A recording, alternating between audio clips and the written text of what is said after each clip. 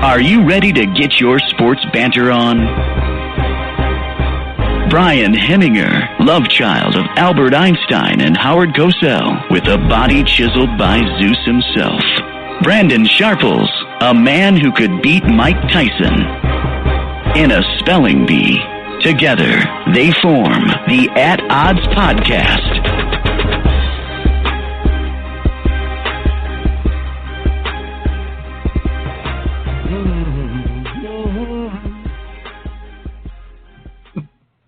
Ladies and gentlemen, I am your host, Brian Hemminger, and this is the At Odds Podcast. We have an insanely fun show in store for you guys today. This is our NFL Draft Blowout Special. We'll be joined in 15 minutes by Joe Ginley, one of the editors of the Cleveland Browns SB Nation site, DawgsByNature. And then in 40 minutes, we'll be joined by Chris Gates. He is the owner and operator of the Minnesota Vikings SB Nation site, the DailyNorseman. So we have some experts going to be coming in, giving us some insight to both of our favorite NFL teams. And by our, I mean my awesome fellow co-host, silky smooth Brandon Sharples. Brandon, how you doing today, man? Pretty good. I am Brandon Sharples, again, your handsome co-host. I'm excited about this show. I can't wait to talk to this guy about the Vikings and see what his ideas are about the draft and, you know, bounce ideas back and forth and go from there, man. I'm pumped. Yeah, the Vikings have a lot to think about because, you know, they don't have a first rounder, so they're going to have to be creative on draft day. I think there's a lot of top end talent in the draft. You know what I mean? I think it kind of dips off after that. So I'm hoping we make a little move to get up in there and get a guy we like. So we'll see who that is. But once we talk to this Chris Gates, we'll see who he thinks we should trade up for if we get a chance. Oh, excellent. And that's not the only thing happening in today's show. We have a lot more to talk about. There is more Aaron Hernandez fallout. And then we're going to kick things off right now, actually, with the ESPN layoffs. Not a huge shocking move, but ESPN announced over 100 staff layoffs today, and everybody's out there posted on Twitter, hey, I worked for 17 years and now I'm gone. I'm 9 years, I'm gone. Notably, not a lot of television personalities being laid off. It's a lot of the staff behind the scenes, the sideline reporters, a lot of the writers, stuff like that. It feels like, you know, ESPN doesn't seem to give a crap about those people. They want their own air personalities. Yeah. I heard that it seemed like they definitely took a lot of people off the air, though. Mm-hmm. Yeah. One of my favorites, I cannot remember the dude's name, but he was... Hey, Brian. Yeah. You're cutting out a little bit on your mic there. All right, well, I'll let you talk about ESPN while I try to fix my internet quick. Sure. All right, guys, sorry about that. Brian's having a little technical difficulties here. As far as ESPN's layoffs, so let's talk about why they're doing this, why they're deciding to have to do this. See, what happened is ESPN has a terrible business model. They basically surrounded their entire business model on the fact that people are going to buy subscriptions from places like DirecTV, Dish TV, basically just cable and internet subscriptions. And what it is that when you pay for these internet or these cables and internet subscriptions, you're actually buying channels separately, but like in a package. So ESPN, for example, costs like $7, and it's one of the most expensive channels that comes in your package. And with the huge amount of dip in the amount of people buying DirecTV, cable, or anything like that, because of the fact that we have a lot of streaming options online now, it's starting to cause a lot of issues for ESPN because they base their entire financial model off of, getting revenue from this dying industry. And what they did was they drastically overpaid for all these rights to the NFL games, specifically Monday Night Football, a lot of college football. They bought the SEC network. They got all that stuff going on, and they drastically overpaid for all of it. And they thought they were going to make it up through all this revenue through these cable channels and stuff, and getting these commercial revenue, and it's just not working out for them. And then on top of that, the average, they started getting really far left in the political scheme. They started kind of shoving a lot of their political agendas down everybody's throats. And what they didn't realize is that, sports is something that people, this is their dessert. You know what I mean? This is what they take at the end of the day in the morning time. Basically, at the end of their week, they're tired of dealing with everyday life. And this is something that was, sports is something that kind of gets people to not think about the bad parts of life. They're supposed to be able to enjoy themselves, drinking beer, watching sports. They don't want to involve all the bullshit that's outside of sports, because sports is supposed to be something to help them get through tough times. Well, ESPN started shoving a lot of political agenda down people's throats, and it was really off-putting to a lot of people, and they started losing a lot of subscribers that way. Their insider program they have, where you pay for their insider information, people stop by the millions. They lose like 10,000 subscriptions a day over the last year. And a lot of it's contributed to the fact that they give Caitlyn Jenner a hero award, and they call you a racist if you don't have certain ideas that they have. And it's very interesting the way they set up their business model, how they alienated a good portion of their audience. And the average football fan is not a far left extremist. A lot of these guys are conservative people. They don't want to hear this shit and this kind of agenda. So they're not only failing fiscally, but they're failing at the message they're trying to send and the idea of escaping from everyday life. So that's one of the huge reasons why they failed. Do I sound better first? No, it doesn't. Fuck. It's gonna suck. Yeah. So they got they laid off 100 people today, and it gets to the point where they're starting. They laid off people like Trent Dilfer and Danny Cannell, and people like they laid off almost everybody that's important in their NHL sector, basically saying that they don't think hockey even matters. They're just going to throw somebody in there to give their 42 seconds of airtime, a night. So basically what's going to happen is the more people start to cancel these subscriptions, basically ESPN's fucked. But the only thing they got going for it is they're owned by Disney, and Disney is going to find other avenues so they don't necessarily fail. But their current business model is going to have to change, or they're completely shit. They're completely done. So as far as that is concerned, my take on ESPN is that they're down a road that can't be fixed, because they have all this money tied up in all these bad contracts, and whoever was head of their marketing department didn't really do a good enough job. So that's my take. My co-host Brian, he's going to go ahead and restart his computer and see what he can do about it. But it costs $7 a month is what you're paying for ESPN subscription. That's $84 a year, and if you're thinking about millions of people that pay that.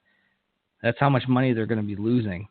It's unacceptable, We have a comment from Brett Lobb. He says maybe Spectrum should lay off people for Hemminger's garbage Walmart connection. Oh, that's funny. Oh man. So yeah, we got some things going on with ESPN now. Aaron Hernandez, as most of you probably know, he committed suicide in jail recently, last week, and there's that huge thing coming out that he wrote 3 suicide notes, one to his fiance, one to his daughter, and one to his gay lover in prison, which is some 22-year-old kid.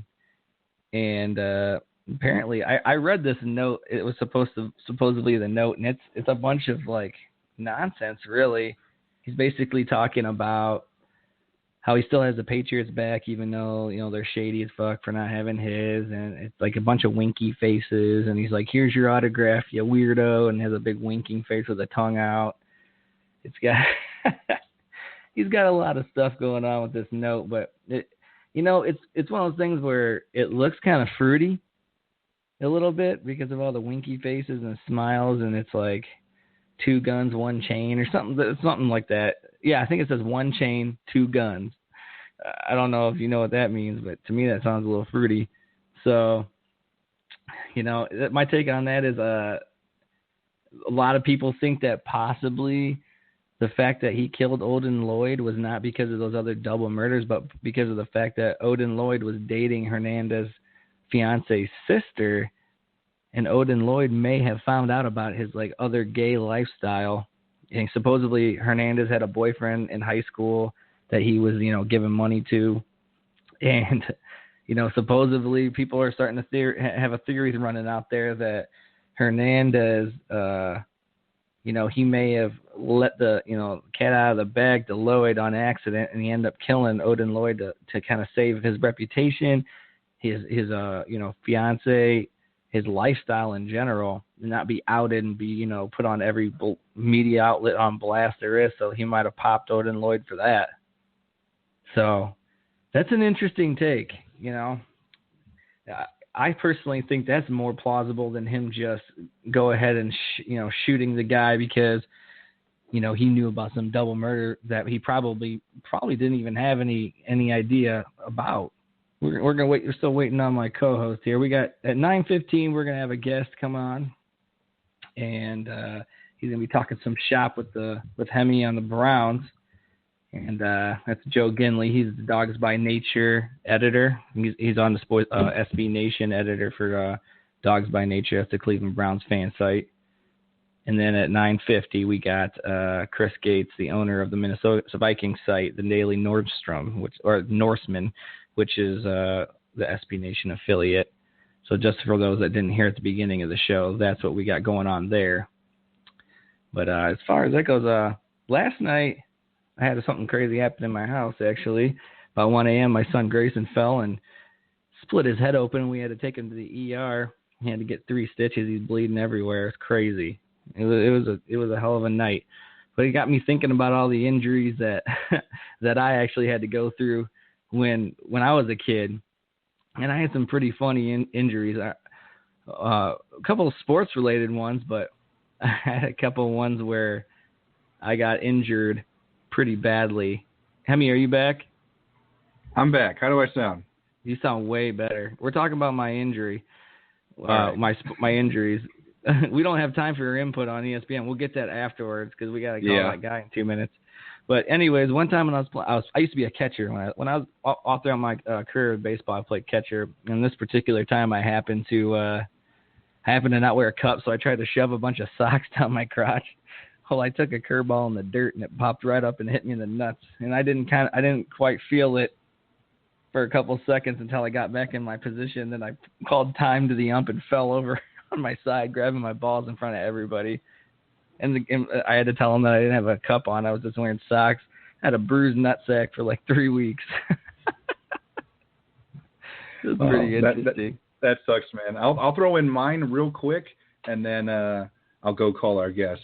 Mine was very simple. I was bouncing around on the couch as a little kid, and my dad was sleeping on the couch, or at least trying to sleep, because I'm an idiot jumping on him.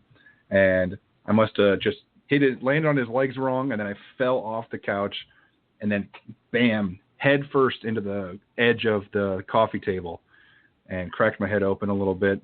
So ended up getting some staples, and for the rest of my life, I now have like a little white patch of hair. Whenever I get a haircut, you can see it. So my sister actually thought I was turning gray because I hadn't got my hair cut in like that short in years. And I started freaking out thinking my hair's turning gray, but no, it's always just had that white patch even since I was like 5. All right. I'm going to go get Joe Ginley on the line because he is expecting my call. So feel free to continue talking about whatever the hell you feel like talking about, but I'll be back in about a minute. Yeah, I know what I feel. I'm drinking some Sierra Nevada Summerfest crisp lager right now with no shirt on for all you ladies, letting this cold beer drip down. It's amazing. Earlier I was drinking a vanilla Hava porter, Java, Hava, however you want to say it. It's basically malt beverage brewed with coffee beans. I got to say, I'm not even a coffee drinker, but this beer was actually badass. And I was getting a little tired because I was up all night with my son in the ER. So I was like, I wonder if I can drink this beer, get energy, and feel good. And I tell you what, it took the edge off a little bit, so I'm excited. I liked it. I'm probably going to get a couple more of them. I don't even know the damn brand. It doesn't have one. Oh, yeah, Atwater Brewery. If anybody knows Atwater Brewery, it's born in Detroit. I just drank a Detroit coffee beer. I'm fucking bold, people. I got balls. It's 5% alcohol. It's not that bad. How you doing, Brian?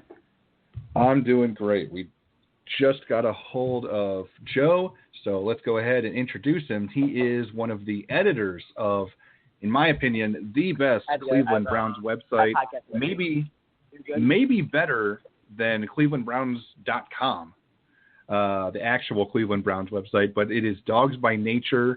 It's on SB Nation. They have so much information out there for all things Cleveland Browns related. But Joe Ginley is stopping by, and he's going to tell us a little bit about one of what the Browns' options are this weekend. So, all right. So, Joe, welcome to the At Odds podcast. Hey, thank you so much for having me. It's a pleasure to be with you guys. All right. Oh, it's a pleasure to have you, Joe. So first things first, is it just that simple that the Browns absolutely have to take Myles Garrett number one, or are they just laying a lot of smoke screens right now with some of this talk about, hey, we might trade down, we might take Mitch Trubisky? Are they just trying to confuse people a little bit? No, it's definitely Myles Garrett. If you ever watched the movie Draft Day, Myles Garrett, no matter what. There's no way the Browns take anyone besides Myles Garrett with that top pick. The Browns have, they have kind of showed some smoke there with, what they were saying. Hey, Mitch Trubisky is a good player, and it kind of, putting it out there a little bit that, hey, he's a local guy, so we might take him. No, it's definitely all about Myles Garrett. He is, without a doubt, the player who the Browns will select number one overall, period, end of story. You heard today Mike Silver did go on and say that the Browns have known for a couple weeks that Myles Garrett is their guy, and I can confirm that. From what I've heard, Myles Garrett is the man, from all the reports I've heard, from what I've discerned. So there's no way the Browns are going to trade down out of that number one pick. All right, good. That's what I want to hear. Now, the other big question, did Mitch Trubisky's teammates show up to his birthday party? Oh, it's a draft day reference too, because I forget. I didn't even get that one, Brian. What the hell? Yeah, it's a good one. It's like the funniest thing. Because they find out that the guy's teammates didn't show up to his birthday party, and it starts raising all the doubt on whether they're going to actually take the quarterback.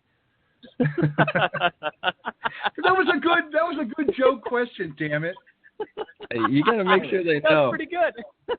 At first, I thought you were making a statement. I'm like, geez, when was Mitch Trubisky's birthday? How did I not hear about it? I would have been there. I do have a question for you. Do you think there's a chance that the Browns would trade up from 12 to get Mitch? Absolutely. Although I'm not necessarily sure it's Mitch Trubisky. I think the Browns have an interest in another couple quarterbacks. I think Deshaun Kaiser is one guy they've looked at, but Trubisky, he's the local hometown guy, but it's going to take a little while to develop Trubisky. I don't think they're quite in love with him. I think it's more possible that the Browns trade up from 12, maybe up to 10, 9, 8 or so to get a guy like Malik Hooker, to get a guy who serves a defensive need rather than a quarterback. So I'm not really sold on the fact that the Browns will take Trubisky there, and trade up to get him. I think they're more likely to trade up for a defensive guy, actually. But, it's the Browns. You really never know. But I think the Browns do want to try and trade up from 12. I agree. I think that me and Brian were talking earlier, Hooker would be an awesome guy to trade up for. And if he's there, definitely. I guarantee they'll start picking up the phone and making some calls for that. So, but go ahead, Brian. Yeah. Is it possible that the Browns drafted their quarterback last year and they just didn't have an offensive line to protect him? Like, could Cody Kessler be the guy? Wow. I thought kind of long and hard about that. And you know what? I've been on some other shows. I have not heard that question yet. I think Cody Kessler could be the guy. I'm not really sure if the Browns will give him a legit shot, but I mean, I'd be interested to hear what you guys think. But in my opinion, Cody Kessler is a guy who's solidly reliable, decent arm. Again, he did get banged up a little bit last year, but Kessler's a pretty solid quarterback. He's certainly not an all-star by a stretch, but he's a pretty solid guy. I mean, he's a nice pocket passer. Isn't too iffy back there. Not too much with the happy feet. He's a pretty solid guy. I mean, but at the same time, he's not the all-star, so he might not get that fair shot. Yeah, because the main reason I bring it up is, his biggest issue was maybe holding on to the ball a little too long, but now he can even afford to hold on to the ball a little long with them adding Zeitler and Cottrell, locking in Bitonio. Mm-hmm. If those guys stay healthy, they have 4 excellent offensive linemen, and then there's a huge competition for the right tackle spot. Like, the Browns' offensive line, to me, is going to be, at least top 10, if not top 5, if everybody stays healthy. So maybe Kessler could have a really good season, because when he had time to throw, he was really good last year. He definitely was. He was a solid player, but like you said, he was the offensive line last year. But they have they really have upgraded, especially with Treader there at center. That center position makes a huge difference. You look at how the Browns did with a good center, in the last couple of years. When they had Mack, when they had the zone blocking scheme, that team was dominant up front. But once Mack got injured, and once you had trouble at the center spot there with Irving not being able to fill in well, that's when you started to have some trouble. So with Treader there, I feel a lot more comfortable with this offensive line. That's going to be a big key for the Browns. And as far as Kessler goes, the QB position is like the position that interests me the most. That's what I'm most familiar with, and I like Kessler. I actually think Kessler is going to be a solid quarterback in this NFL if he can get the time to develop and not be thrust in a situation like he was last year for too long. Yeah. If this line can stay healthy and solid, I think Kessler can build big time and maybe have a really big year 3. That's my personal opinion. Main staircase to the right. Yeah, definitely. Definitely. Cody Kessler, he can be that guy. I mean, like you said, he's a solid quarterback. He is well versed in the system after being there for a year. And like you said, he showed that pocket presence. He has that ability and a solidly strong arm. I mean, it's not like he's weak back there in the pocket or he's afraid. I mean, you saw him even with that weak offensive line, he wasn't afraid to stand in there, and that's the thing. That that's really the differentiating thing for me is, you can be a great quarterback behind a great offensive line, but the true test of a quarterback, in my opinion, is how you can do behind an iffy offensive line. Are you afraid to hold on to the ball? Because if I'm Cody Kessler last year, I'm running for my life. Yeah. Again, in the AFC North, I mean, I do not have the cojones to sit back there, but you saw Cody Kessler do it, and even against the Steelers and teams like that, he stood back there and took those hits. So, he does have, he has that, that tangible to stand back there, and he has that courage. I like his release. He's got a nice quick release. He may hold the ball. He holds onto the ball long last year a little bit, but when he actually went to throw, he had a quick release to him. And if they worked on that on the offseason, getting the ball out faster, that quick release is going to be big time for him. He doesn't have a Kyle Bowler-esque, throwing 80 yards on his knee arm, but he's not Chad Pennington either. He's a nice middle of the pack, arm strength guy, pocket presence, quick release. I think he can be something, and the Browns probably know that, and I don't think that they're going to rush a quarterback. Mm-hmm. Exactly, and like you said, and I apologize there for my phone acting up, but okay. But yeah, I mean, the other thing that's going to be kind of interesting to see how it plays out is the addition of Brock Osweiler and how he plays into that. Because if Sashi Brown's a genius, he will try and wait until the later rounds or even after the draft to see if any teams are left unfulfilled at quarterback, and maybe try and trade Osweiler away to a desperate team. Say maybe like the Jets. Say the Jets aren't able to find a quarterback, or maybe the Niners, in some strange twist of fate, maybe decide to trade down, or maybe they get Jonathan Allen instead of Trubisky and aren't able to trade back up. And John Lynch panics and says, "Oh, we need Brock Osweiler." If Sashi Brown's a genius, he'll be able to switch and trade Osweiler for a pick. But if he's not able to, which is a significant possibility, then the Browns might have an interesting situation there between Osweiler and Kessler, and even if they've drafted a new quarterback. But I think the key for the Browns, though, is not, it's like you guys said, knowing you have Kessler, who's a solid, bridge quarterback, and not panicking and taking, a third-tier quarterback, and having to trade up for him, too. I think that's really the key for the Browns in this draft. No matter what you do, you need to develop a defense and not give up too much for that quarterback. I agree. Yeah, that's something I definitely feel the Browns need to address, because they had a great free agency, but pretty much everything they went after in free agency was offense. So I think this should be a hugely defensively focused draft. And man, I wouldn't be mad if they spent all three of their first picks on defensive players. A lot of people are bringing up with the Browns' first pick in the second round, Budda Baker. Do you think that that's a guy that could drop that far? And what do you think the way he would match up with the Browns system? Baker would be perfect for the Browns. Baker's a guy who played in a pretty nice defensive system in college. He could fit in very well with what the Browns are trying to do on defense. Aggressive safety, very solid player, decent in coverage. He's a guy who could fit in very well with the Browns. My fear, though, however, is that the Steelers are going to get him, and Baker will be a player like Palomalu, who haunts the Browns forever. So, yeah. I would love to see him in Browns uniform. He is exactly what the Browns need there, because the safety position was really weak for the Browns last year. You didn't have that deep ball hawking safety that you really need in the AFC North, against quarterbacks like Ben Roethlisberger or whatnot, who can burn you deep after opening up, underneath time and time again. So Baker would look great in a Browns uniform. He would be the perfect pick at 33, but you do kind of risk, another team grabbing him, if he doesn't fall that far. But besides Baker, another name to watch for me is Tre'Davious White out of LSU. Mm-hmm. If he does fall to 33, he would be an amazing cornerback for the Browns to have. I mean, White did so well at LSU. Started as a freshman, less than 5 games in, had a lot of experience there with the Tigers.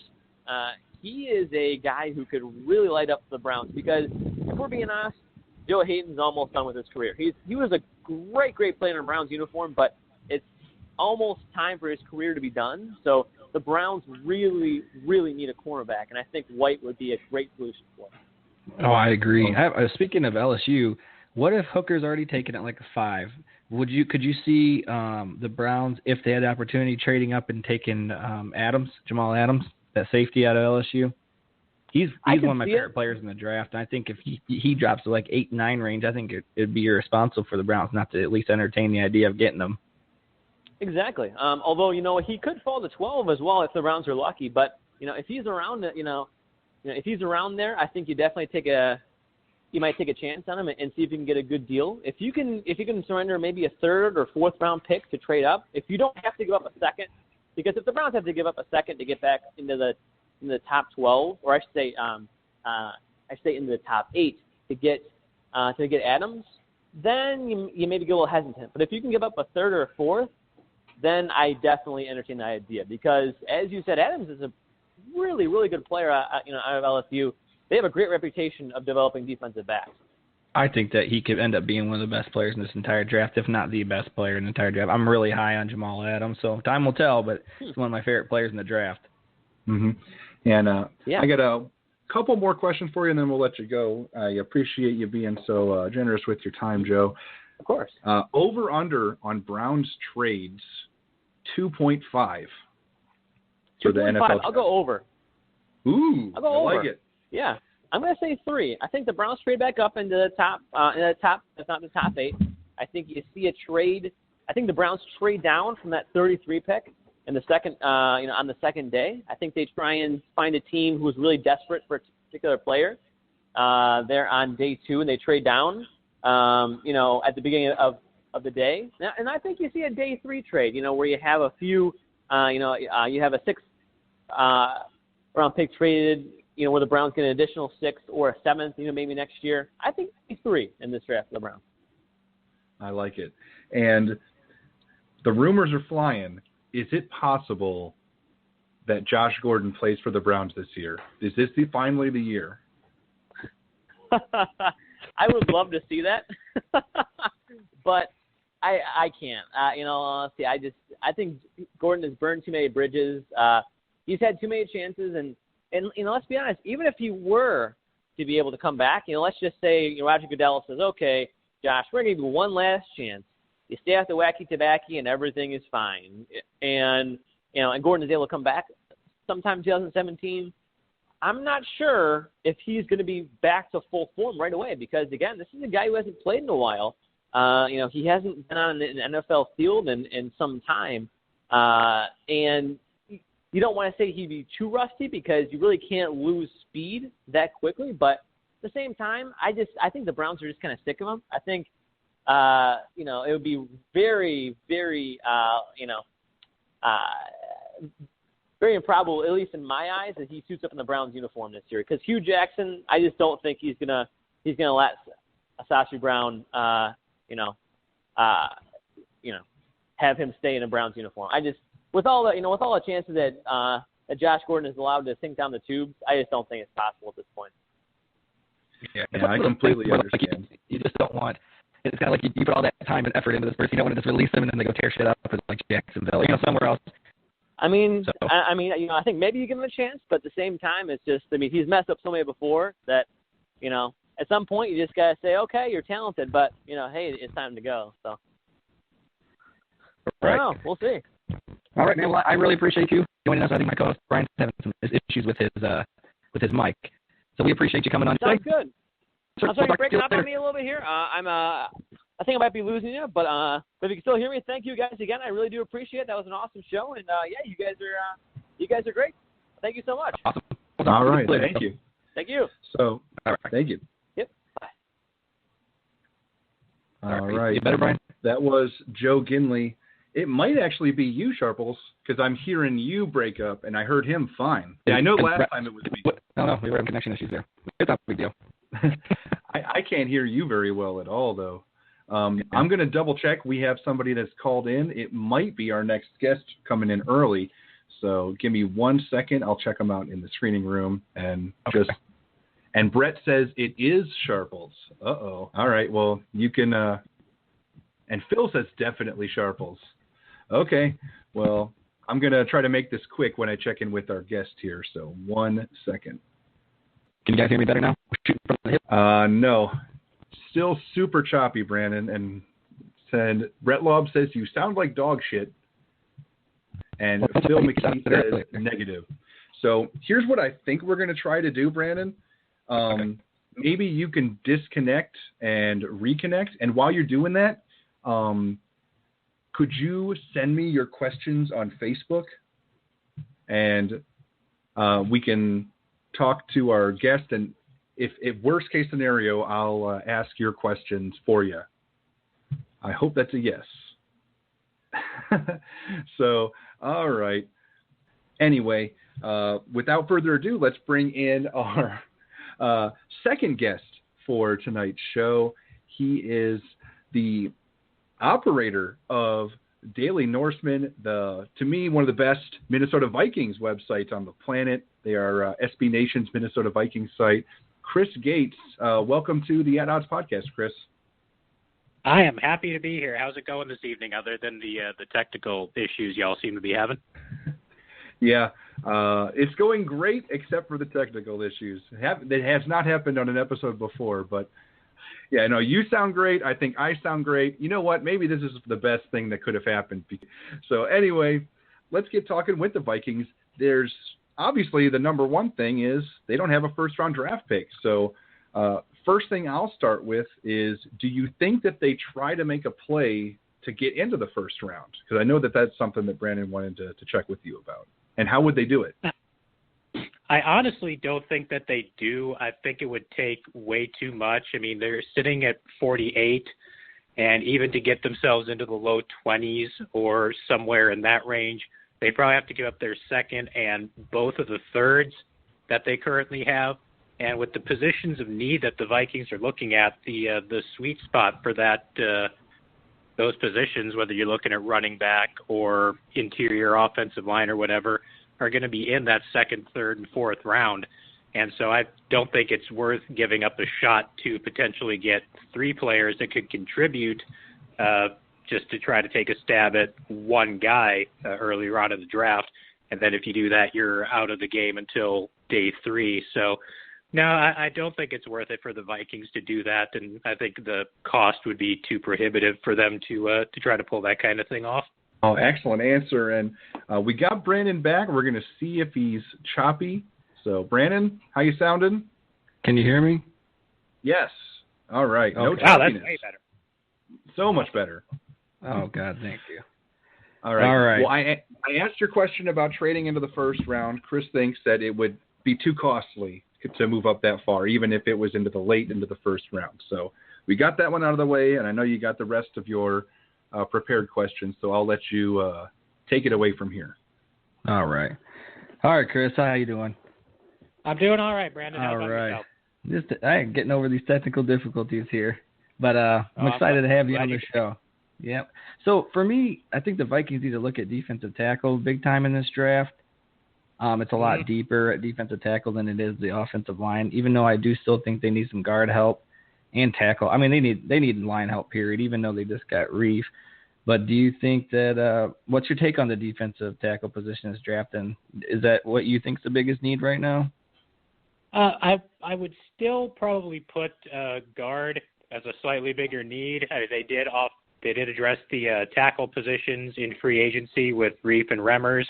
And Zimmer has said they basically have 4 of the 5 starting spots on the line figured out.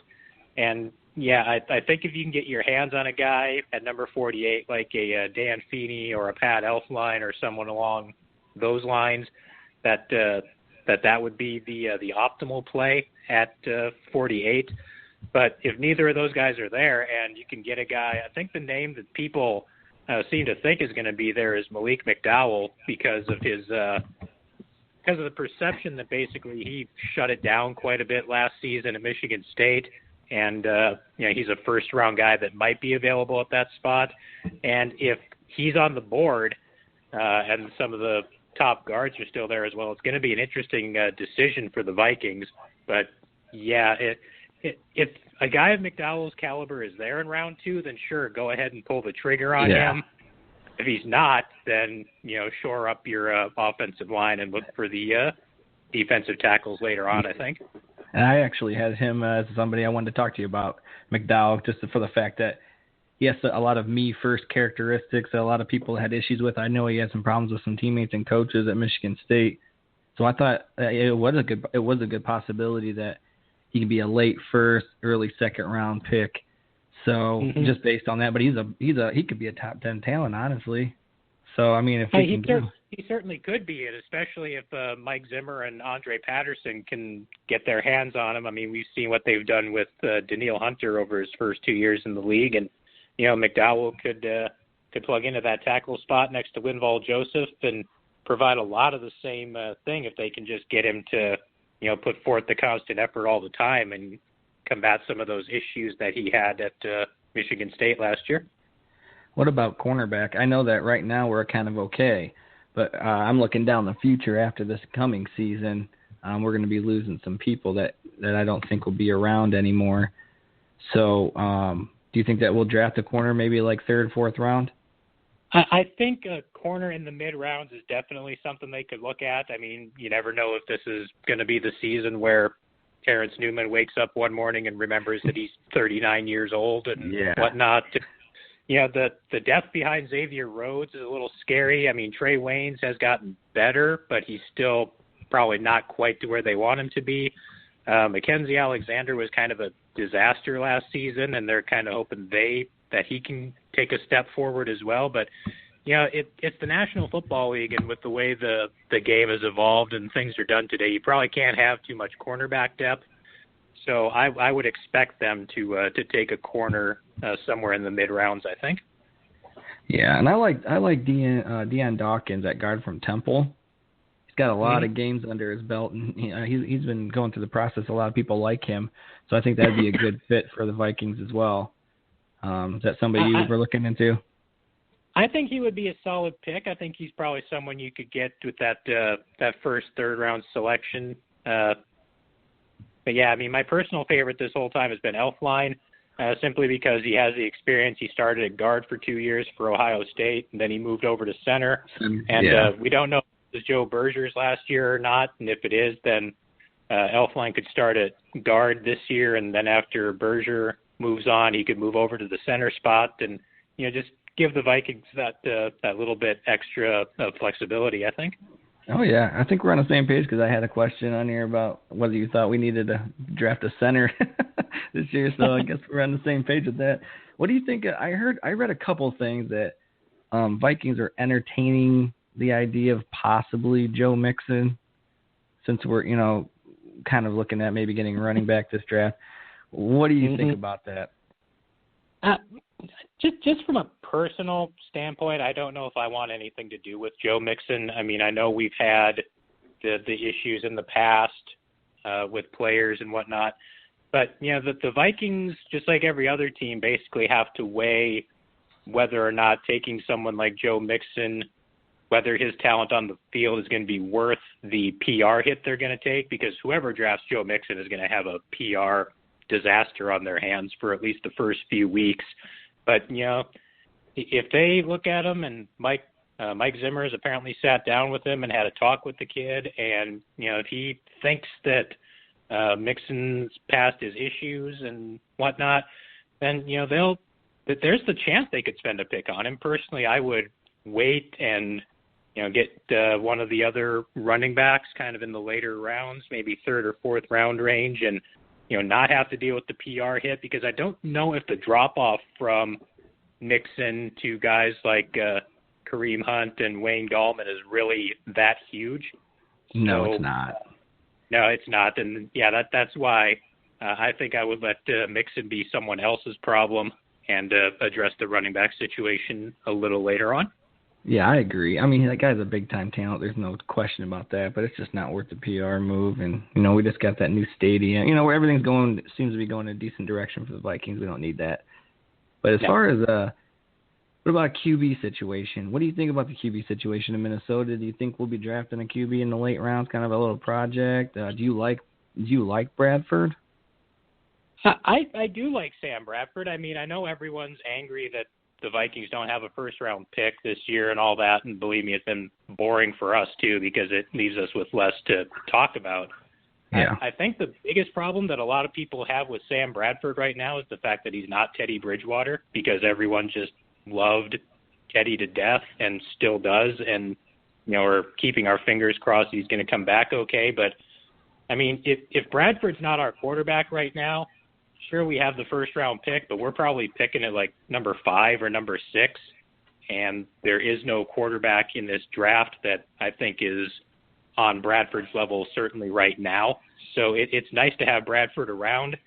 As far as drafting a quarterback later on, I've been advocating that they take someone in the later rounds to at least push Taylor Heineke to be the number 3 guy that could potentially develop into something, more down the track, because, like we've said, this is the last year of Bradford's contract.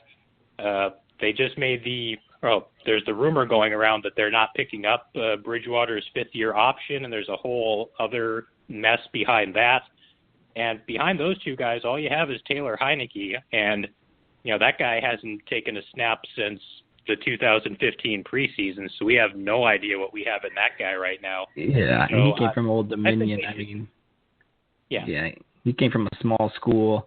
You don't really know what you're getting from him to begin with, and the fact he hasn't taken too many snaps. So, for me, I've never been a Teddy Bridgewater fan, to be quite honest with you. It's nothing personal. I'm sure he's a great guy, but I love the quarterback position, and I was never sold on him. I was huge Derek Carr fan, huge Derek Carr. When we traded up to get Teddy, I actually thought we were getting Carr, and I was super pumped. I'm in front of the TV about 6 inches away, thinking I'm getting Carr, and we just get Bridgewater, and I just kind of had a chip on my shoulder about Teddy ever since that day. So I don't, I'm not big on him. So I like Brad. I think he's got an awesome quick release. He's got all the tools to be a decent quarterback in this league. Something that we've had in a while.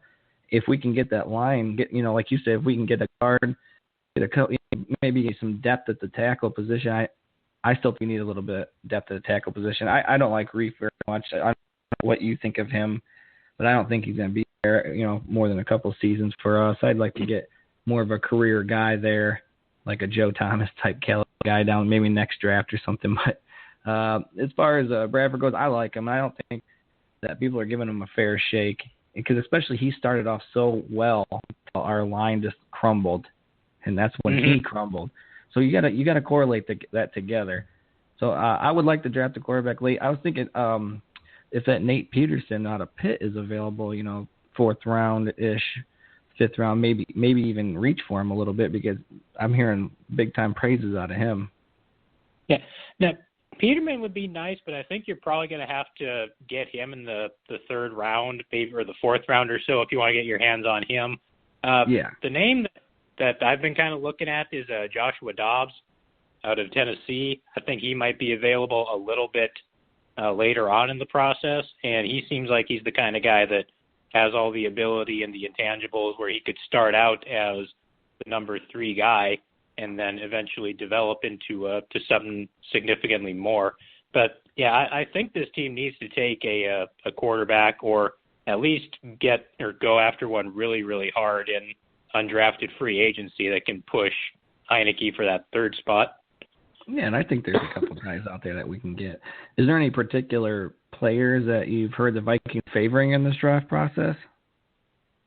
Not personally. I mean, I've heard all the stuff about how they talked to Joe Mixon and they ran the drills at the Oklahoma Pro Day for him, and Zimmer talked to him afterwards. But, other than that, the news out of Winter Park has been a little sparse, which, you'd expect with the team not having a 1st-round pick and a lot of the big names as a result of that not necessarily being connected to Minnesota.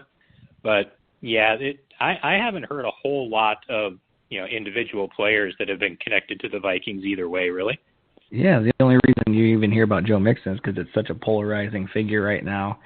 But, if you search, anything about the Vikings draft process right now, you don't really come up with a whole lot other than what, people think their needs are. But, as far as, do you have any, lesser known people out, that are on your radar that would like Vikings to take a look at? Maybe somebody that outside the box? Since you guys don't have a whole lot to talk about, maybe you're figuring maybe you'd start delving into some people. No, I mean, my personal favorite at the running back spot, if they're going to grab someone in the middle rounds, is Kareem Hunt. I mean, I just think he has the all-around game to be a contributor right away. He doesn't put the ball on the ground, which is always nice. And so, yeah, he's kind of been the guy I've been, pushing forth the running back spot. As far as anyone else, not really, I don't think. I mean, I don't have any personal favorites. I mean, we used to do the mock draft database every year, and we had a 1st-round pick, and so you get to know who some of the bigger names are. But, without a 1st-round pick, I mean, I haven't really done any super deep dives into, off the radar or small school type of guys to really get a feel for that, unfortunately. So, this whole draft process to me is going to be pretty interesting because, even from the number 1 pick all the way down with most of these teams, nobody really seems to have a beat on who anybody's going to draft tomorrow. No, even the number 1 pick is still up for grabs, which is ridiculous. But, this is definitely a rare year where anything's possible. I like Kareem Hunt. We're actually from Toledo area, so I'm very familiar with Kareem Hunt. He's a fan favorite up here. People really love him. So, yeah, I think that's a good pick. I actually read an article that he was the best fit for the Vikings in the mid-rounds. But, Brian, you had a comment in chat that somebody wants to ask? Yeah. Because the Vikings don't have the 1st-rounder, is it possible that maybe they could take advantage of somebody that maybe got a red flag, like a Jabril Peppers, a Garyon Conley? If somehow they dropped completely out of the 1st round, what would you think about them using their 2nd-round pick on one of those guys? Conley's situation is kind of, it's something you probably don't want to touch quite yet because, that whole thing really hasn't, I mean, he's looking at serious, criminal charges at this point. As far as Peppers, I mean, I don't want to say all he did, but, comparatively all he did was have a bad sample at the combine. And, there's excuses for what happened, whatever. And, eventually what happened is going to come out. But, if you look at those two guys, I don't think Peppers is anywhere in near as severe a situation as someone like Conley might be, just based on, what the potential is for repercussions from what they've done. But, we looked at guys like, McDowell really doesn't have red flags, off the field. He's just looking at, personal, shutting it down kind of stuff. We talked about Joe Mixon, guys like that. And again, each team is going to do their own sort of risk reward. What are they willing to accept? What are they willing to not accept? And, Mixon, with all the stuff that has gone on with the Vikings recently, I don't see him as being a guy that they would take. Apparently he's still on their draft board, but he just doesn't strike me as the kind of guy that the Vikings are going to jump on given the opportunity. No, I agree with that. I like McDowell pick. It's one of those things where maybe he just gets the right mentoring from our team. And then that can change that attitude problem completely around, because as far as athleticism and ability, he's a freak athlete. He's big. And he'd be a hell of a pick if you can snag him in the second round. That'd be a steal. It's kind of like when we got Moss. Kind of like when we got Moss at 21. Mm-hmm. That was a steal of a steal right there. That guy should have been top 3 pick. But character issues, yeah. But what do you think of Peterson leaving? Does that bother you or? Not really. The league has evolved, and Adrian Peterson really hasn't evolved with it. We've gone over what his abilities are. He still doesn't pass block well. He doesn't run out of the shotgun well. He's never been a huge factor in the pass game, except for the 1 year that Favre was quarterbacking. And in order to be a contributing running back in the National Football League today, you need to have all those abilities. And after 10 years in the league, Adrian Peterson still doesn't have those things, and he's not likely to just pick them up and develop them now or anything like that. Yeah, so, of course. He's obviously the best running back in Vikings history and one of the best running backs in the history of the sport. But, it was time for both parties to move on, I think, for the Vikings so that their offense could evolve. And for Peterson, he was never going to see the amount of money that was in his contract for this year, and I'm pretty sure he knew that. And so, he was not coming back to Minnesota, so it was time for him to move on as well. Yeah, I was actually a big advocate for when we were having quarterback issues when we had Ponder, and I couldn't tell you how disappointed I was we drafted Ponder that high, but I was a big advocate for trading Adrian Peterson. It was actually the season going into when he got suspended for the whole child abuse thing. He was basically at the peak of his career, going number 1 in fantasy drafts. Everybody's viable MVP candidate. I wanted to trade him for either a quarterback or a high draft pick to get a quarterback. And it seemed to be, if we in hindsight, if we could have got something more for Adrian Peterson back then, I think we should have. Because I thought back then, I think we were a quarterback away from really making a deep run in the playoffs. And I think that the quarterback position is more valuable than Adrian Peterson. So I think in hindsight, I think we should have traded him back in the day when we were having trouble getting a quarterback. There was talks about it, but nobody really took it too seriously because it's Adrian Peterson. But those running backs, when they're starting to approach 30, you got to get the value you can out of them, especially when you have no quarterback. I can understand that, but along with that, because of the devaluing of the running back position in today's National Football League, if you're trying to deal a 30-year-old running back, he was, not 2014, but 2015, he won a rushing title and whatnot. Yeah. But even if you were going to trade him at that point, he's 31 years old. He's got all the mileage. He's got, whatever else has happened. His value, just because of the nature of his position and what the running back position has done in the National Football League over the past few years, you're you're not going to be able to find the value for an elite running back that you might be able to find for an elite player at other positions, even if those elite players at other positions are of the same age as Peterson is, just because, running backs don't have the same value as a lot of other positions on the field, and that's just the nature of the league. Yeah, we're talking cornerbacks, quarterbacks. They all hold their value a little bit later. Mm-hmm. But, all right, Chris, I really appreciate you being on. That's all we have for you tonight. Like I said, maybe we can get you back on after the draft and see your take on what the Vikings did, and we'll go from there. But we really appreciate you coming on the show today, okay? All right. Well, thank you for having me, folks. I enjoyed it. All right. Thank you. Thank you. All right. Brian.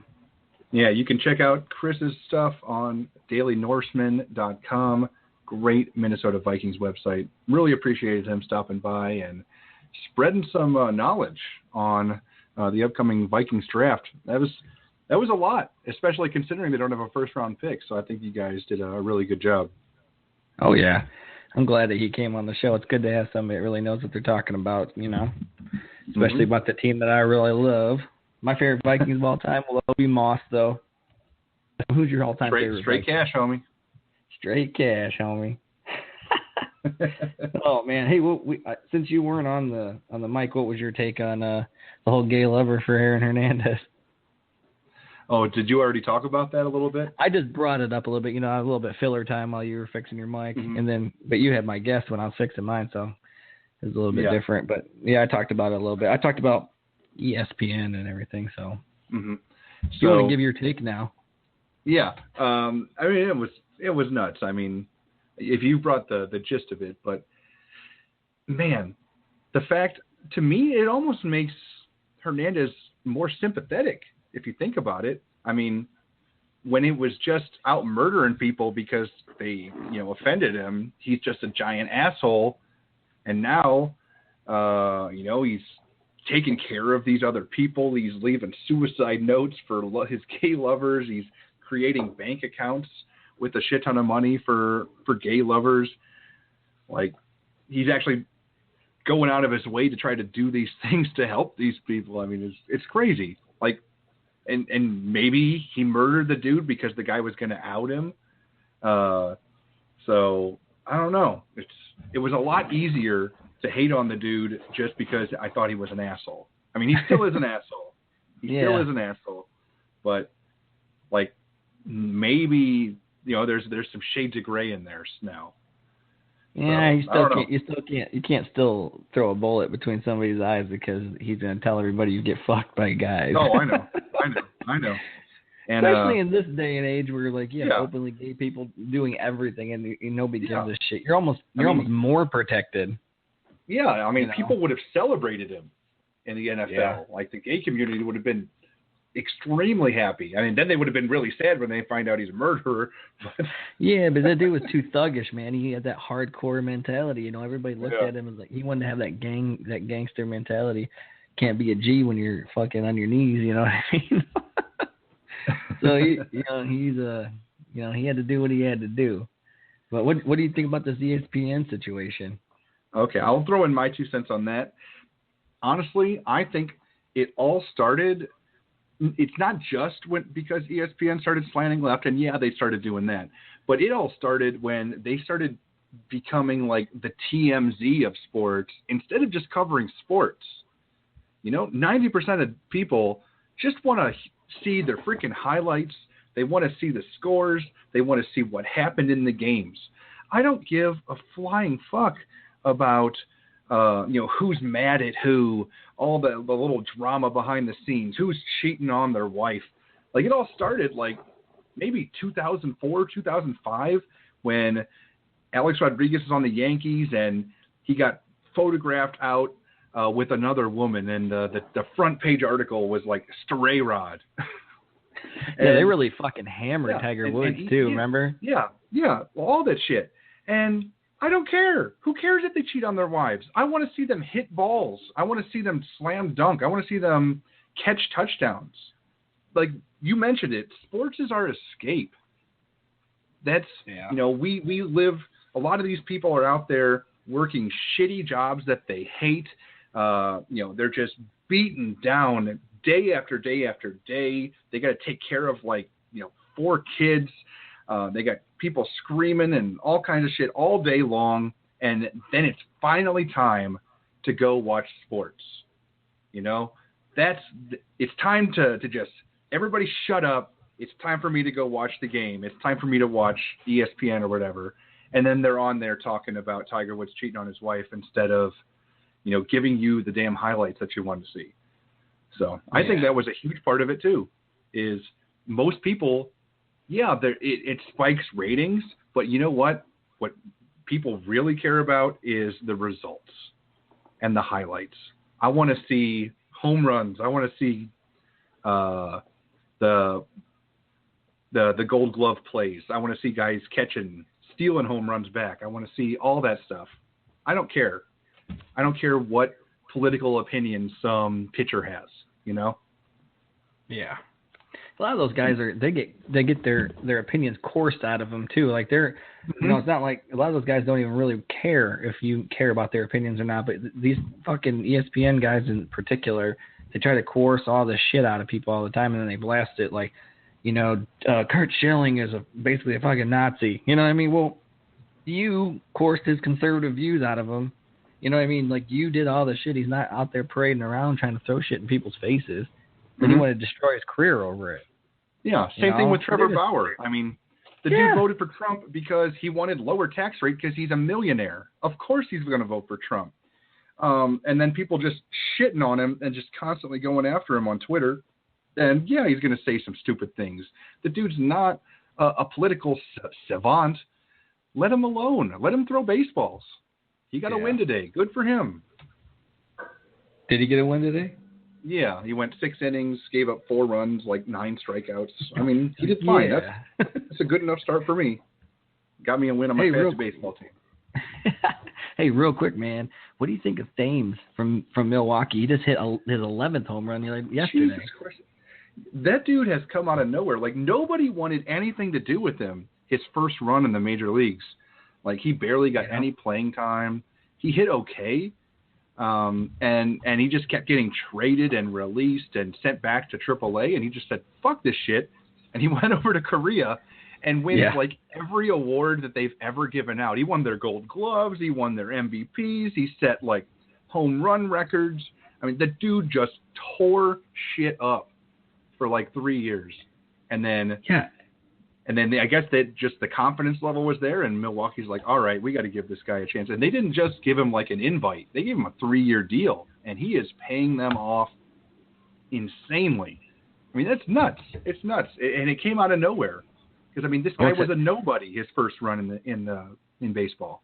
Today he went 1 for 3 with 2 runs and 2 walks, and he's still batting .370. He's got 11 home runs.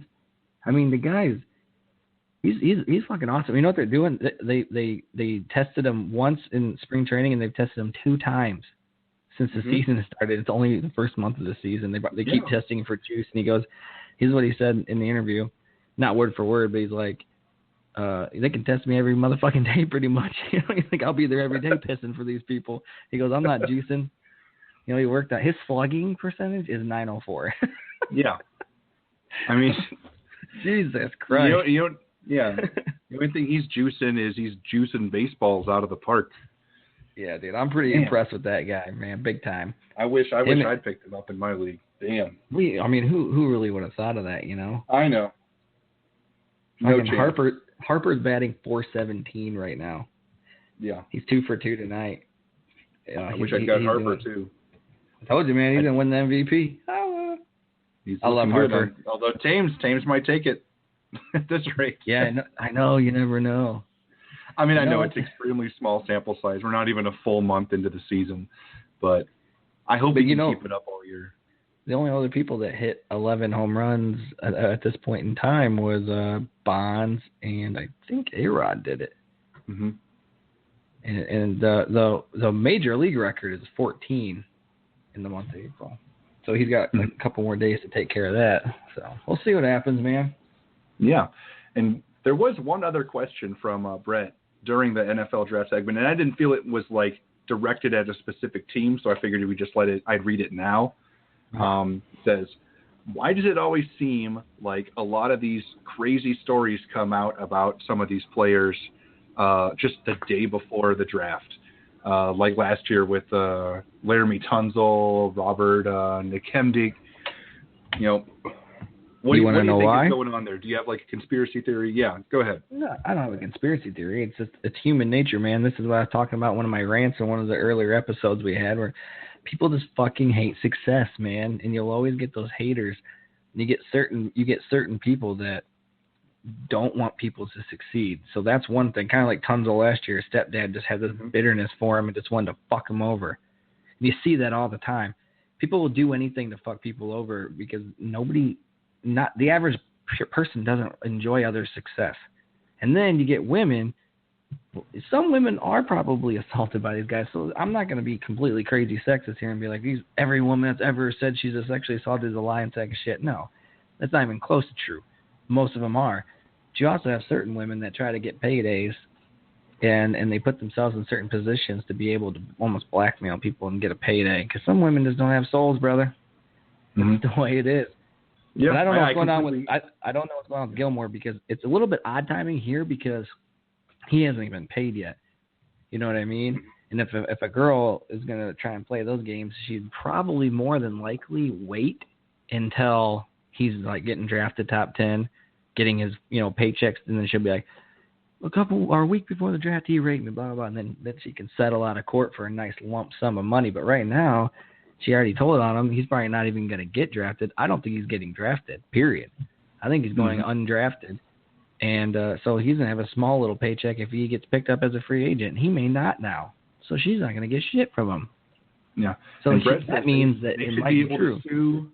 Brett says they should be able to sue for defamation of character. I think they should. I think any woman that gets it's proven that she falsely accused a man of rape, I think she should be able to get a certain percentage of his sentence if he was guilty. So if not the whole thing. So say he was going to get 10 years for rape, she should get at least 5 years, like automatic sentence of 5 years, maybe even longer. Just because, think about this. Say you're accused of rape and you 100% didn't do it. Just the fact that you were accused, it tarnishes you forever. And even look at the Duke lacrosse team, all the shit that went down with that Rolling Stone story with the fraternity in, I think it was Virginia. Yeah. Yeah, it just tarnishes you forever. Like, because people are always going to wonder in the back of their head, well, what if he really is a rapist? Do I want him around me and my friends, or do I want him around my daughter? Do I want him around my kids? Like, it's just a black eye to your entire life, even if you didn't do it. Even if she was proven, because you know what? Some people don't actually get the full story. Even when the full story ends up with you being exonerated, they'll just be like, hey, remember when he was accused of rape? And somebody that never heard the story could be like, really? I don't want anywhere near that fucking guy. You know what I mean? Mm-hmm. It's just terrible. So, completely with you. Yeah. So that's my take on that, man. Brett. So I think that's about all the main stuff we wanted to cover on today's show. So I think it might be time for the Sharples Rant of the Week, baby.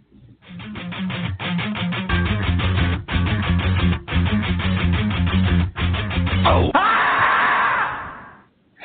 All right, motherfuckers. All right, man. So basically, this week I have a little segment for my rant.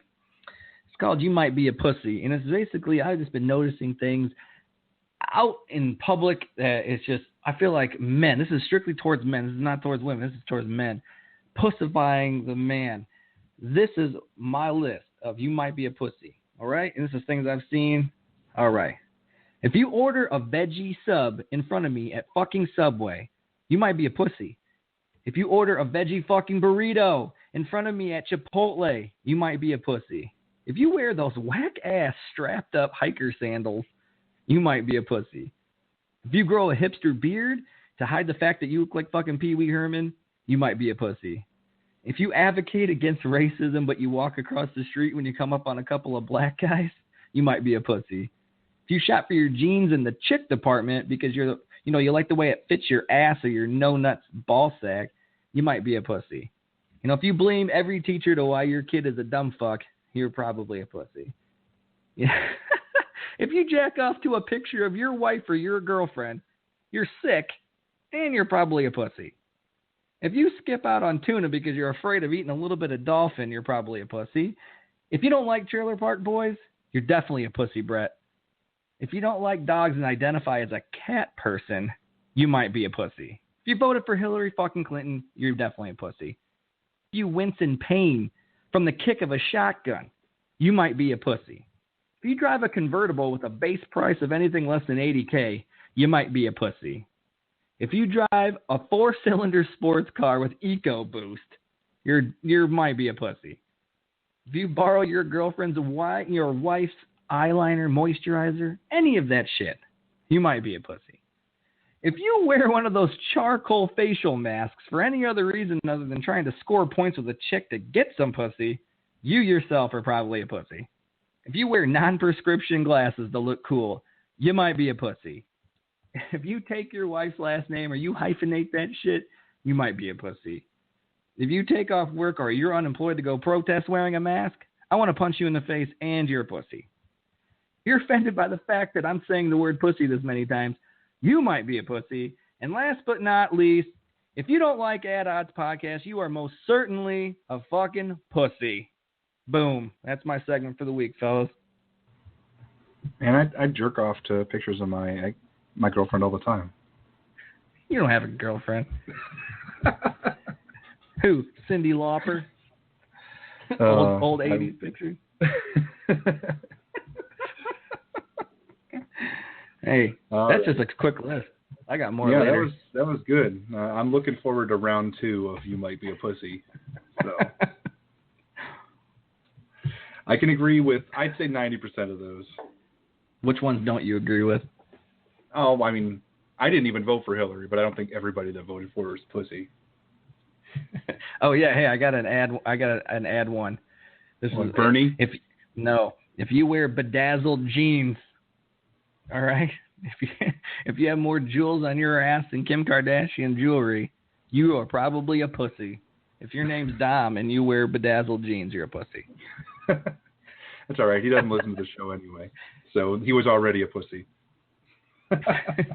Right? Yeah. All right. More thread. Fucking make a piece of carpet. All right. Go ahead. All right. So it is time now for Hemm's Gems of the Week.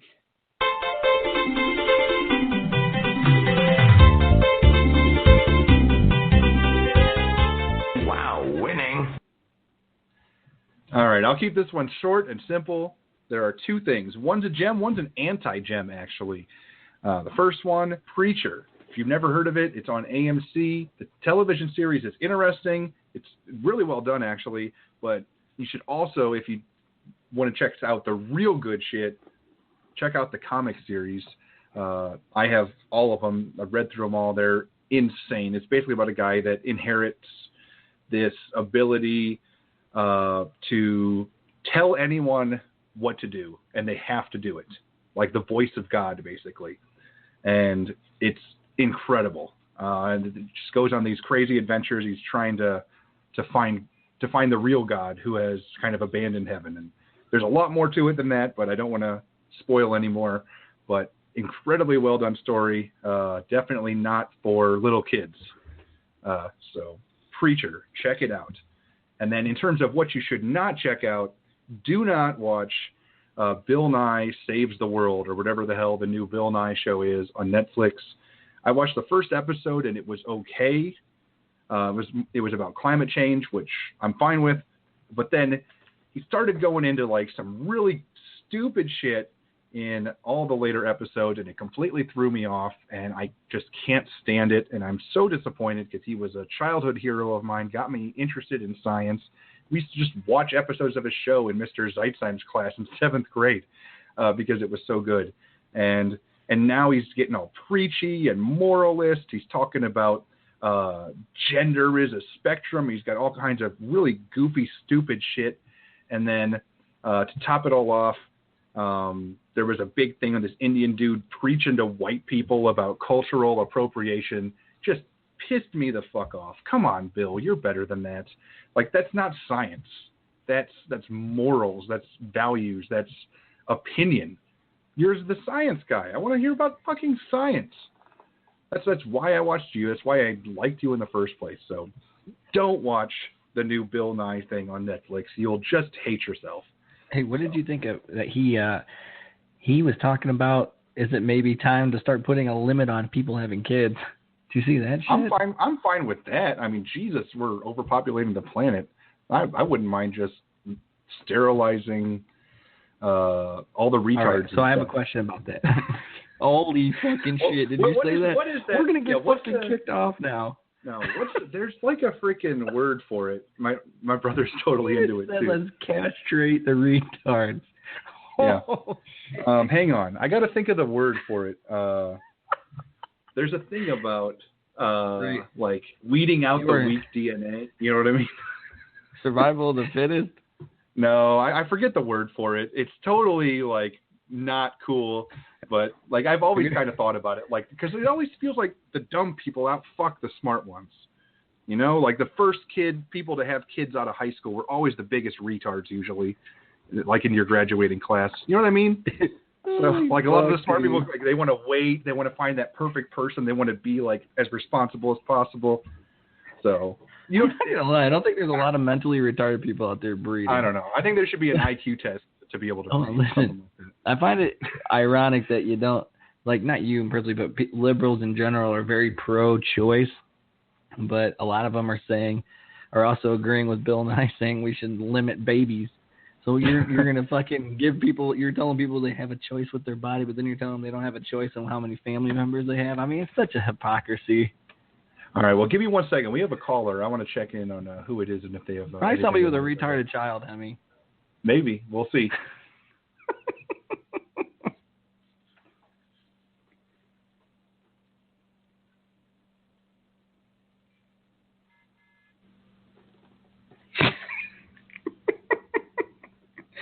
Oh, man, I'm really interested to see what this caller is, guys.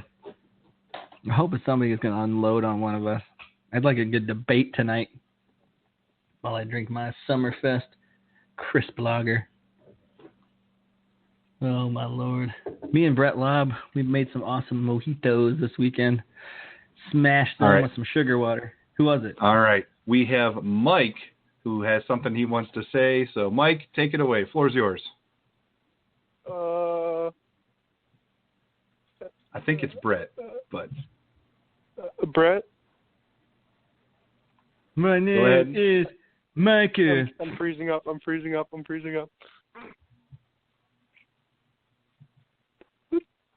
All right. Okay, thanks for calling in, Mike. I have no idea what the fuck that was about. It's not Brett either. Yeah, I don't know what that was. I was like, my name is Micah. That was him? He said that? No, it wasn't. Brett used to do that. He had a character he played with a banana. He used to play with a banana and shit. Hey, Mike, if you're there, buddy, just call back, dude. We'll work with you. Whatever you got to say, man. I gave him a second, and he just sat there. Was that him saying, I'm freezing up? Yeah, that was him.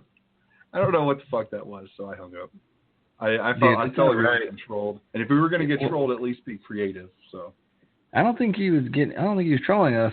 Maybe if he was, you're bad at it. And if you weren't, it's all right. Mike, call back in. We'll talk to you.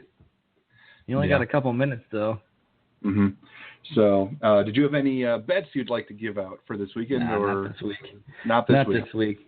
Another tough one going 1 and 2. I got to tell you guys, I am a football bettor. I like football. I'm mainly college football at that, but I love NFL too. All my successful betting has always been football. I only throw in basketball bets when I make bigger parlays. Like the biggest parlay, I hit a 13-game parlay once, and it was like maybe I had like 4 basketball games in it at one time earlier last year. And but I don't like betting basketball. It's hard. I'm not gonna lie, it's not my forte. So I wanted to have a nice betting segment for you guys for basketball season, but it's just not my forte. I'm more of I'm a big time football gambler. So I'll continue to give you some bets, but it's hurting my record here. I have an outstanding outstanding pick rate in football, like an outstanding one, a huge. But it's just basketball's shitty, and I'm not even going to touch baseball. You can always just limit down to your favorite one instead of giving out 3, 4, 5, whatever. Yeah, we'll do that. Mm-hmm. We'll do that. All right. Well, Mike is back.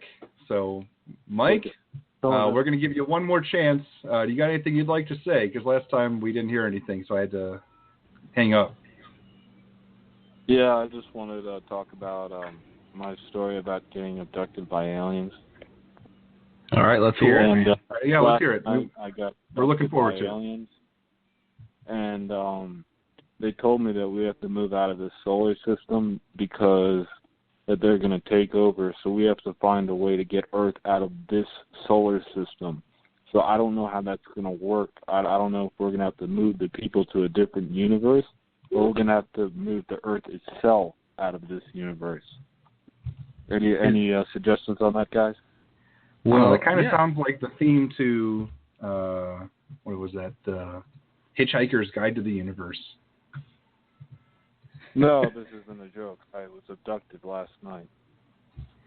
All right, well, let's see. Do you think that we need to leave this entire galaxy, or do you think we can go cultivate another planet that's within this galaxy? Yeah, that's kind of what I'm talking about here. I don't know how we would move the planet Earth itself. I don't know if we would have to make, like, bow thrusters, like, the size of countries to, like, get us out of this universe. I don't know, man. It worked in Futurama. Remember, all the robots released their exhaust at once, and it moved the Earth far enough away from the sun that they prevented global warming.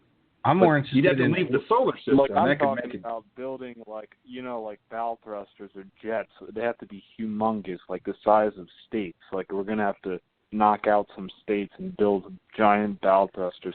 And we're going to have to, like, propel ourselves out into a different universe that's livable of the sun temperature. Yeah. What state would you knock off first? Listen here, is it more sensible to find another life on a different planet? That's my question. I think it's more sensible. Yeah, it's definitely more sensible to find life on another planet. My question is, you got abducted last night. Or physically moving the Earth. That's not feasible. I'm going to go ahead. I'm going to say that's not feasible. I don't think we could ever move the Earth out of the solar system.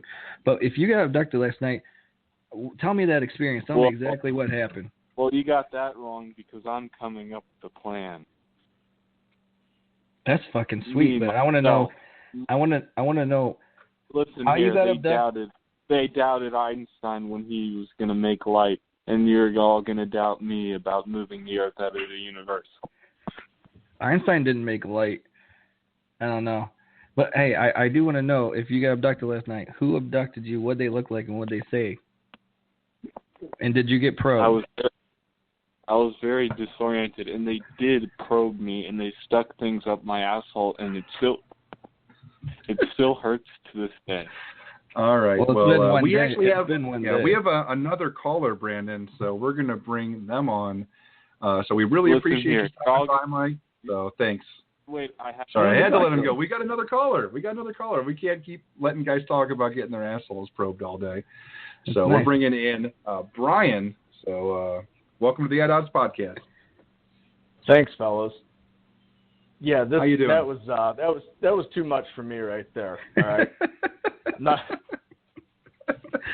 It was. I thought he was going to go more along the lines of South Park there, with the show Earth. You know. Oh yeah. Or Cartman needs an anal probe. Yeah, they try to get it fixed. Yeah. Wow, that was compelling stuff right there. So I take it when I was shaving my ball fro there, and you guys were talking about rape. You guys were talking about Gary Conley. Oh yeah. Yeah. Yeah. Oh my, isn't that awful? You know what though? One thing though is, you know what? She could be just trying to get a payday though. Remember before Zeke even got drafted, all that stuff with his ex-girlfriend that went down. I mean, he hadn't even been drafted yet. And she was out there with all that BS. I don't know. I read that. I think that it looked like he's going to go. That he drops down in the third round. I mean, I don't know, man. It's like one of those things where they Well, with Zeke, I think that girl was just pissed at him, and she was trying to just kind of destroy his career more than trying to get a payday. I think she was just trying to ruin his life. This chick, I don't know what's going on because I don't know who it is. And from what I've read, there's a good chance that he doesn't even get drafted just because nobody wants to deal with that shit. And what happens is if it turns out to be true, one, he could be suspended for a whole season or 2 seasons, or he could go to fucking prison and they'll never get anything out of him and they wasted a pick on him. So you never know, man. It's sad. Well, he's a hell of a talent. Oh, yeah. I mean, shit. You know, it was like, even Jabril Peppers. I said, wow, the Browns couldn't have got that guy at a better value right there with a diluted drug test. Yeah. For real. Yeah, especially with how bad they need the first round. Yeah, with how bad they need help in their secondary, if they could somehow snag him with a second-round pick, like not even their first second-round pick, they've got multiple. So if they could somehow snag him, like maybe even their second-round pick, that'd be insane to me. I'm telling you right now, I'm still not sold on this Trubisky bullshit. Not even in the least bit. In my perfect Browns draft, we go with Myles Garrett with 1. And by the grace of some higher being, Malik Hooker's sitting there at 12. You give me that dude all day, and I will immediately buy me a Browns jersey, not just because it's a Browns jersey, but it's a Browns jersey that says Hooker on the back, because that would be pretty badass to have. Yeah, I don't think Hooker's going to be there. I think he's going to go real early, like 5 or 6, but that Jamal Adams is going to be – he's my favorite player in the draft, I think. Not my favorite, but he's like somebody I'm really high on. I think he'd probably be sitting there around 9, 10, 11 range, and even 12 maybe, but I think Browns should just trade up and get him. I don't know if he would be there, to be honest, at 12. I don't think he will. I think he could be there at like 12. But I'll tell you who else I'd take at 12. If you got those 2 guys off the board, I would take Marshawn Lattimore. Yeah, you can take him. Quincy Wilson out of Florida. Yeah. You guys need a cornerback. Yeah, there's a lot of good secondary in this draft. It's deep, and I think you can. Yeah, is deep in defensive back and defensive tackle. And tight ends, I think. And tight ends.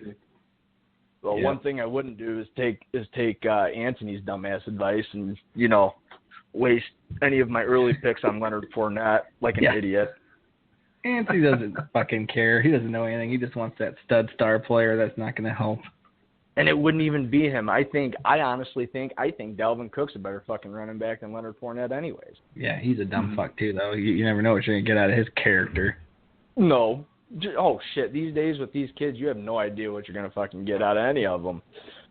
Now, hey, Brian, is there any quarterback you think the Browns should go for? Like, 'cause there's a bunch for me that have red flags. Yeah, I've got a steal. Way deep because he'll be there. Webb. Oh, yeah. Webb all day. I've been saying this from the get-go. He is going to be the gem.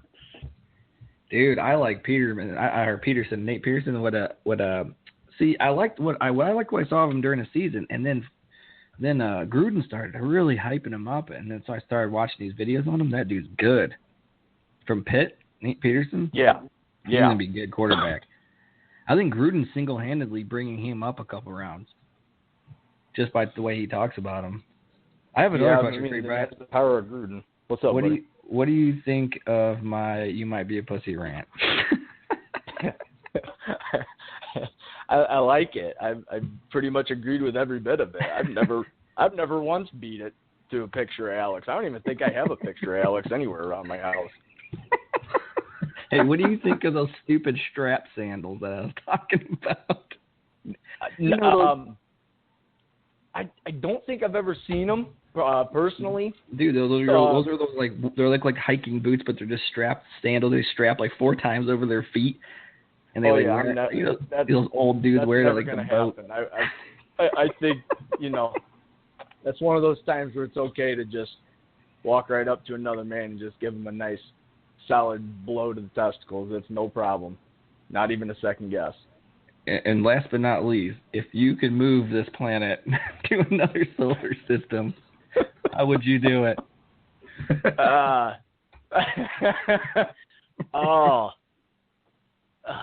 You got me stumped there. You know what? I mean, You just might as well just crack open some tall boys and call it a fucking life.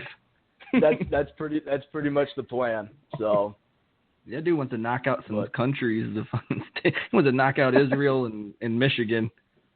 That's what he said while I was screening this one. Wow. I'm just assuming Israel that's who he wants. and Michigan. See, I'm okay with Michigan, but Israel, I mean, kind of need that. That guy was from Maryland, by the way. That's what his area code was. Wow. I have no idea. I have no idea who that guy was. Well, if you guys are reaching all the way out to Maryland, you guys are getting famous. I like it. Oh yeah. You know what? I hope he calls back next week with a fucking more solid plan. Yeah. All right, Brian, we're gonna get out of here. Thanks, guys. Take it easy. No problem, bud. Yep. Really appreciate you stopping by. So we love hearing crazy feedback, whether good or bad. So if you guys have anything you'd like to say to us, you can email us at oddspodcast@gmail.com. You can just send us a message on our Facebook page, at Odds Podcast. We're on SoundCloud, soundcloud.com/@odds. We're also on YouTube, at Odds Podcast on YouTube. We put all of our segments on there, all of our interviews. We put all of our full episodes, Sharples rants. There's a lot of fun stuff on our YouTube page for those that don't want to listen to the whole podcast at once. Like today's episode's an hour and 35 minutes. You don't have that much time. You want to listen to one thing specific, it's right there. So yeah. And then, of course, we had those technical difficulties, which I'd like to apologize for. It's never happened to either of us one time, so it's kind of weird that we both had them problems. I'm wondering if it was just you the whole time and you just weren't able to hear me because of your technical difficulties. No, Brett said that he couldn't hear you either. So then it came back to me. I think it might have been our Blog Talk Radio. Maybe it just was messing up for each of us. Yeah, it wouldn't be Blog Talk because then we'd both be out. Not one. Well, when I disconnected and I connected back, it worked just fine. And when you did the same thing, it worked. Yeah. You know? We'll find out.